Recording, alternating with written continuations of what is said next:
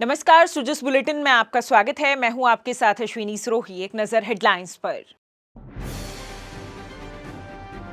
मुख्यमंत्री ने दिया राज्यपाल के अभिभाषण पर जवाब। कहा, राज्य सरकार का उद्देश्य जन कल्याण और योजना का लाभ अंतिम छोर पर खड़े व्यक्ति तक पहुंचाना। मुख्यमंत्री की पहल पर प्रदेश में मुख्यमंत्री आयुष्मान आरोग्य शिविर बन रहे वरदान। 11,57,000 से अधिक लोग हुए लाभान्वित। किसानों और लघु उद्यमियों को मिलेगा दीर्घकालीन ऋण। 36 प्राथमिक सहकारी भूमि विकास बैंकों को 130 करोड़ रुपए के ऋण वितरण का लक्ष्य आवंटित। मुख्यमंत्री श्री भजनलाल शर्मा ने आज राजस्थान विधानसभा के तृतीय सत्र में राज्यपाल श्री हरिभाऊ बागड़े के अभिभाषण पर जवाब दिया। श्री शर्मा ने कहा कि हमारी सरकार का उद्देश्य जन कल्याण और योजनाओं का लाभ अंतिम छोर पर खड़े व्यक्ति तक पहुंचाना है। माननीय अध्यक्ष महोदय, माननीय राज्यपाल जी के अभिभाषण पर मैं सर्वप्रथम उनका आभार व्यक्त करता हूं। माननीय का आभार व्यक्त करना चाहता हूं। माननीय राज्यपाल महोदय द्वारा राष्ट्र प्रथम, नेशन फर्स्ट, सहकारी संघवाद, एकात्म मानववाद आदि अवधारणाओं के माध्यम से सभी का पथ प्रदर्शन करते हुए प्रदेश के विकास की आधारशिला को रेखांकित किया है।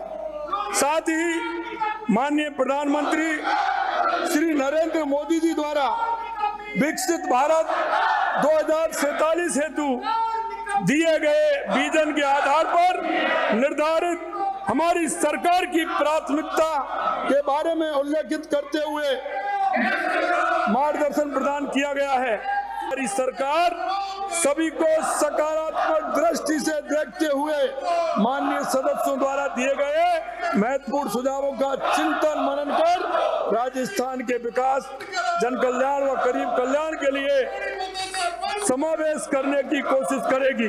हमारी सरकार का मुख्य उद्देश्य जन कल्याण योजना का लाभ अंतिम पंक्ति पर खड़े व्यक्ति तक पहुंचाते हुए प्रदेश को खुशहाल व विकसित बनाने का है।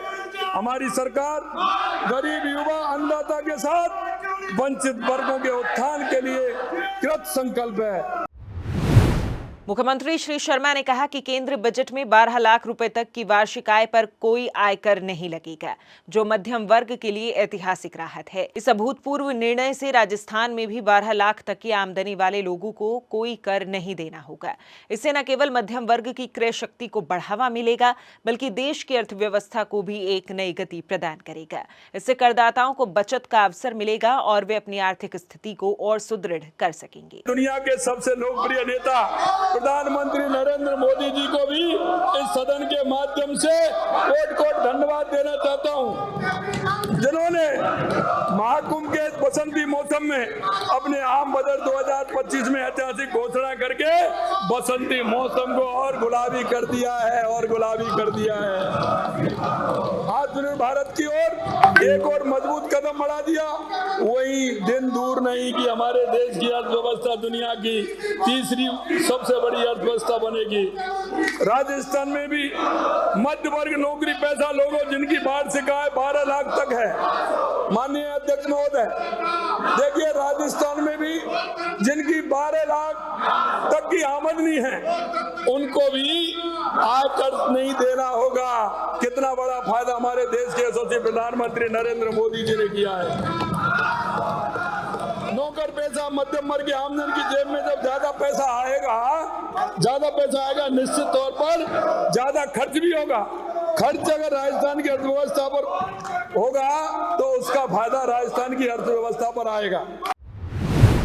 मुख्यमंत्री ने अभिभाषण के जवाब में कहा कि प्रदेश में पानी की आवश्यकता को देखते हुए जेजेएम की अवधि बढ़ाकर 2028 तक की गई है। वहीं अन्नदाता किसानों के लिए केसीसी की सीमा बढ़ाकर केंद्र सरकार ने बड़ा तोहफा दिया है। माननीय प्रधानमंत्री जी एवं माननीय केंद्रीय मंत्री महोदय का भी आभार व्यक्त करता हूं कि केंद्रीय बजट के लिए हमारे द्वारा प्रदेश के विकास के संबंध में उठाए गए प्रमुख प्रस्तावों को उनके द्वारा स्वीकार इसमें शामिल किया गया है। प्रदेश के लिए अति महत्वपूर्ण और महत्वपूर्ण इसलिए कि राजस्थान के लिए पानी की आवश्यकता है। हमारे अनुरोध पर मैं माननीय अध्यक्ष जी आपके माध्यम से कहना चाहता हूं, ये डबल इंजन की सरकार है और ये हमारे अनुरोध पर जेजेएम की अवधि बढ़ाकर हमारी पहल पर 2028 तक बढ़ाने का काम हमारी केंद्र की सरकार ने किया है। यह अप्रत्यक्ष प्रभाव से निश्चित तौर पर आपके सामने है। राजस्थान में धरती का सीना चीर के अन्न पैदा करने वाले 77 लाख से अधिक अन्नदाताओं किसानों के लिए केसीसी की सीमा बढ़ाना। मुख्यमंत्री श्री भजनलाल शर्मा की पहल पर प्रदेश में आमजन को निकटतम चिकित्सा संस्थान पर बेहतर चिकित्सा सुविधाएं उपलब्ध कराने के उद्देश्य से चिकित्सा एवं स्वास्थ्य मंत्री श्री गजेंद्र सिंह खेमसर के निर्देशन में गत 15 दिसंबर से 31 जनवरी तक 3,219 मुख्यमंत्री आयुष्मान आरोग्य शिविर आयोजित किए गए। इन शिविरों में 11,57,000 से अधिक लोगों को विभिन्न तरह की स्वास्थ्य स्क्रीनिंग उपचार के साथ आभा ई-केवाईसी, आभा कार्ड वितरण, फूड सैंपल लेने और फूड लाइसेंस जारी करने सहित अन्य सेवाओं से लाभान्वित किया गया। चिकित्सा एवं स्वास्थ्य मंत्री श्री खेमसर ने बताया कि इस अवधि के दौरान प्राथमिक स्वास्थ्य केंद्रों और सामुदायिक स्वास्थ्य केंद्रों पर प्रथम स्तर के मुख्यमंत्री आयुष्मान आरोग्य शिविर आयोजित किए गए। इन शिविरों में 37 प्रकार की स्वास्थ्य जांचें और जिला अस्पताल स्तर पर उपलब्ध दवाइयों से रोगियों को उपचारित किया गया। उन्होंने बताया कि अगर किसी मरीज को सर्जरी या आवश्यक उपचार की आवश्यकता है तो उन्हें रेफर कर इलाज उपलब्ध करवाया जा रहा है। फॉलोअप और रेफरल शिविरों में विशेषज्ञ चिकित्सकों की भी सुविधा उपलब्ध है और दिव्यांगजनों का यूडीआईडी कार्ड बनाया जा रहा है। राज्य भूमि विकास बैंक प्रदेश के 36 प्राथमिक सहकारी भूमि विकास बैंकों को 130 करोड़ रुपए के दीर्घकालीन ऋण वितरण करेगा। सहकारिता राज्य मंत्री श्री गौतम कुमार दक ने बताया कि राज्य के सभी जिलों के किसानों और लघु उद्यमियों को अब सहकारी भूमि विकास बैंकों के माध्यम से दीर्घकालीन कृषि और अकृषि ऋण उपलब्ध हो पाएंगे। सहकारिता मंत्री ने बताया कि कृषकों और लघु उद्यमियों को ये ऋण राज्य सरकार की बजट घोषणा के अनुरूप 7% और 5% ब्याज अनुदान योजना के साथ उपलब्ध करवाए जाएंगे। उन्होंने बताया कि नाबार्ड से पुनर्वित्त के अभाव में काफी समय से अधिकांश भूमि विकास बैंकों द्वारा उक्त योजनाओं के अंतर्गत ऋण वितरण नहीं हो पा रहा था। विगत दिनों नाबार्ड द्वारा पुनर्वित्त जारी करने और एनसीडीसी द्वारा ब्याज दरों में कमी किए जाने के परिणाम स्वरूप अब ऋण वितरण संभव हो सकेगा।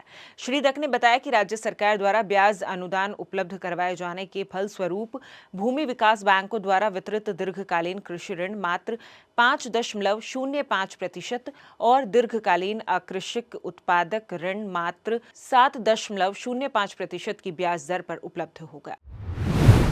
महिला सशक्तिकरण की दिशा में राज्य सरकार लगातार प्रतिबद्धता के साथ कार्य कर रही है। देखिए अंजू कुमारी के हौसले की कहानी, जिन्होंने पुलिस अधिकारी बनकर ये साबित किया है कि दृढ़ निश्चय और सही समर्थन से सब कुछ हासिल किया जा सकता है। राजस्थान सरकार की महिलाओं और युवाओं को प्रोत्साहन देने वाली नीतियों ने उनकी राह को आसान बनाया है। बंधन में रहे होते ना तो आपको आजादी चाहिए, आपको कुछ ही नहीं चाहिए। मेरा नाम अंजू कुमारी है। मैं अभी राजस्थान पुलिस अकादमी में आरपीएस ट्रेनी ऑफिसर के रूप में ट्रेनिंग ले रही हूँ। मैंने मेरी ज़िंदगी में बहुत सारी मुश्किलें फेस की, जैसे एक जल्दी शादी होना, फाइनेंशियली भी स्ट्रांग नहीं थी। मेरा सिलेक्शन हुआ था ना 2016 में, तो मेरे पास है ना बस 2 जोड़ी सूट थे, मेरे पास कोई पैसे नहीं थे। वो लाइफ देखना और अब हमें जो पसंद हम वो खरीद पाते हैं। अगर मैं एक छोटे से गांव से, जहां घर में कोई पढ़ा लिखा नहीं था, जहां सुविधाएं भी नहीं थी, ऐसी लड़की जिसके कोई सपने नहीं थे, अगर वो वहां से उठकर पुलिस अकादमी तक आ सकती है, तो कोई भी लड़की या महिला है, वो एजुकेशन अगर उसको प्रॉपर मिले तो वो पढ़ लिख कर कहीं भी जा सकती है।